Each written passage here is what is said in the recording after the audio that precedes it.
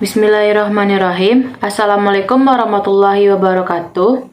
Perkenalkan, kami dari kelompok 1 yang beranggotakan saya sendiri, Auraiga Maharani, sebagai moderator, dan rekan-rekan saya, Putri Erianti dan Weni Reskia. Pada kesempatan kali ini, kami akan mempresentasikan hasil diskusi kami berupa poster yang merupakan tugas proyek dari fisiologi mikroba. Adapun judul dari poster kami yaitu Pengaruh konsentrasi dan sumber nitrogen terhadap pertumbuhan mikroba. Untuk latar belakang dan tujuannya akan saya jelaskan sendiri. Adapun latar belakang mengenai penelitian ini yaitu mikroba yang tumbuh subur di lingkungan dan bersentuhan dengan manusia itu dapat menyebabkan infeksi. Nah, sumber karbon dan nitrogen itu merupakan komponen utama dalam satu media kultur yang dibutuhkan oleh bakteri untuk proses pertumbuhan selnya. Nah, setiap organisme itu dia memiliki kondisi optimal yang berbeda dalam pertumbuhan dan perkembangannya.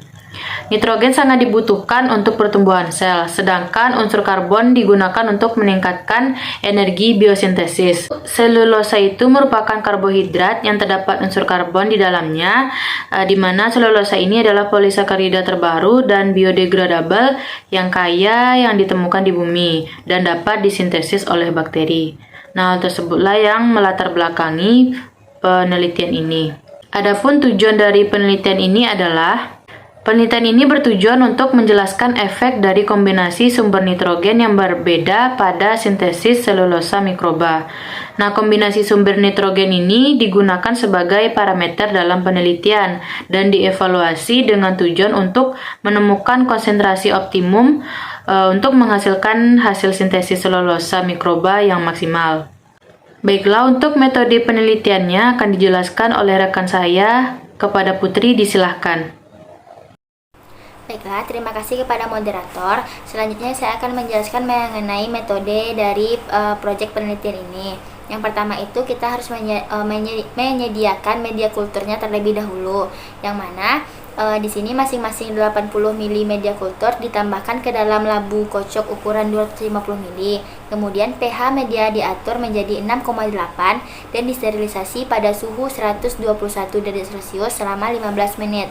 Lalu untuk jenis mikroorganismenya sendiri, mikroorganisme yang digunakan selama penelitian yaitu untuk memproduksi selulosa mikroba yaitu Pseudomonas aeruginosa yang disediakan oleh laboratorium mikrobiologi.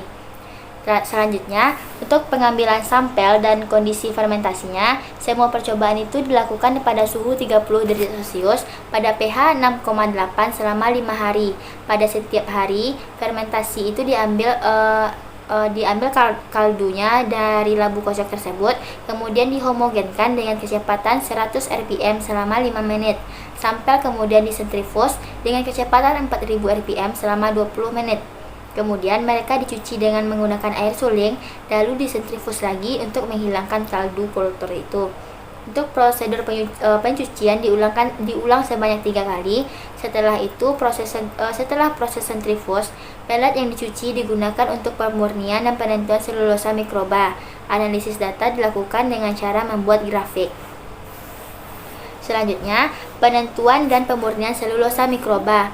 Pelet yang telah dicuci dari satu sampel diperlakukan dengan NaOH pada suhu 90 derajat Celcius selama 30 menit untuk melarutkan sel. Selulosa yang diperoleh disentrifus dengan kecepatan 4000 rpm selama 20 menit. Selanjutnya mereka dicuci dengan air suling. Setelah itu selulosa yang diperoleh dikeringkan pada suhu 80 derajat Celcius selama 24 jam, kemudian ditimbang.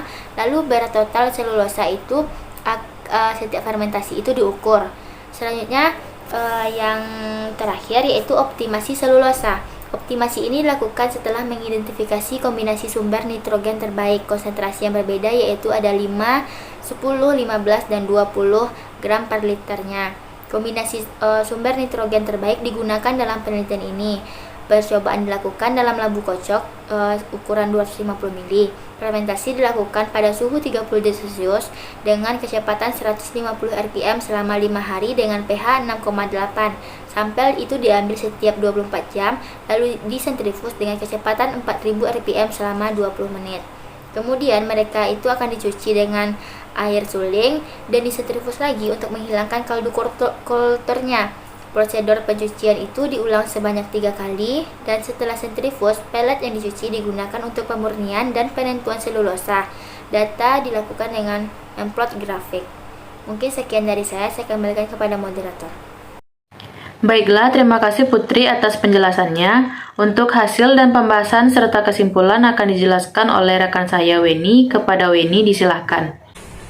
Baiklah, hasil dan pembahasan, yang mana pada hasil dan pembahasan ini dibuktikan bahwa konsentrasi dari nitrogen akan berpengaruh terhadap pertumbuhan dari mikroba, yang mana asal dari atau sumber dari nitrogen ini juga akan mempengaruhi peningkatan aktivitas mikrobanya, yang mana berdasarkan penelitian yang dilakukan oleh Chai et al. Pada 2018 mengatakan bahwa terjadi peningkatan jumlah selulosa pada hari ke-0 dan hari pertama pada pemberian nitrogen, yang mana kombinasi antara YE dan urea akan memberikan peningkatan pada pertumbuhan mikroba. Lalu sedangkan kombinasi antara YE ditambah dengan NH3NO4 akan menghasilkan aktivitas selulosa yang rendah, namun akan memberikan aktivitas yang tinggi apabila YE tersebut dicampurkan dengan daging sapi, sehingga akan menghasilkan produktivitas MC yang tertinggi, yang mana itu membuktikan bahwa dengan pemberian nitrogen akan memberikan efek pada pertumbuhan dari mikroba. Kesimpulan dari penelitian ini, kombinasi YE dan ekstrak sapi akan memberikan konsentrasi MC dan produktivitas volumetrik tertinggi. Selain itu, kombinasi pada 50 gram per liter YE dengan ekstrak daging sapi akan menghasilkan produktivitas yang bagus dibandingkan sumber nitrogen yang lain. Namun pada peningkatan konsentrasi daging sapi yang melebihi dari 50 gram per liter akan menghambat MC dan produktivitas volumetriknya. Baiklah, terima kasih Weni atas penjelasannya.